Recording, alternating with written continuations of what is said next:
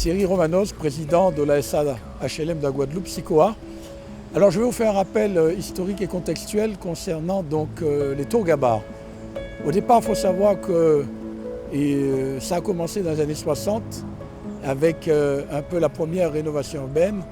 Il y a eu, si vous voulez, sous l'impulsion du maire de l'époque de Pointe-à-Pitre, M. Dessoutes, et après le père Bangou, il y a eu donc dans cette zone 2000 cases créoles qui ont été implantées dans la zone qu'on appelle de l'Oricisque.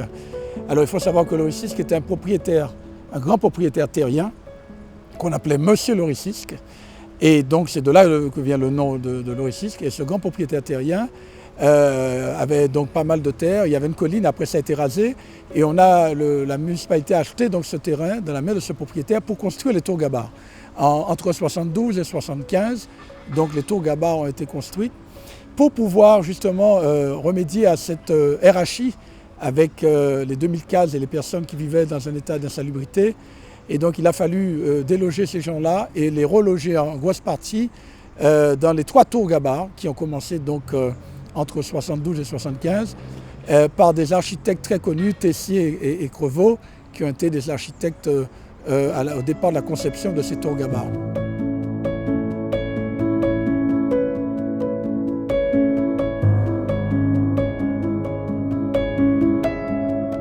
On va recréer donc un projet mixte. On aura donc plusieurs configurations. On aura donc des résidences seniors, résidences étudiantes, des résidences en PLS, logement intermédiaire, des résidences de location locatifs sociaux, des résidences en accession. On aura du logement libre aussi. Et tout ça va se faire dans un cadre, vraiment un paysage avec des espaces verts, écologiques, à plus à taille humaine.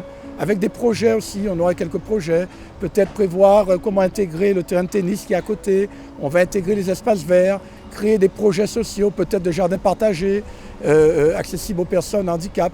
On va faire quelque chose qui tient compte de l'environnement et surtout du développement durable. C'est important aussi.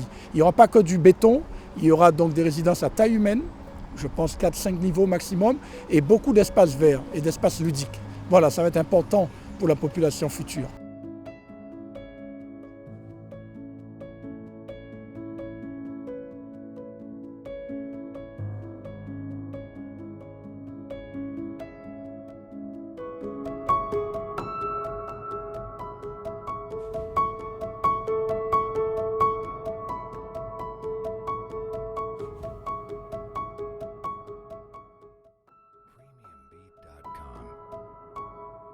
Premiumbeat.com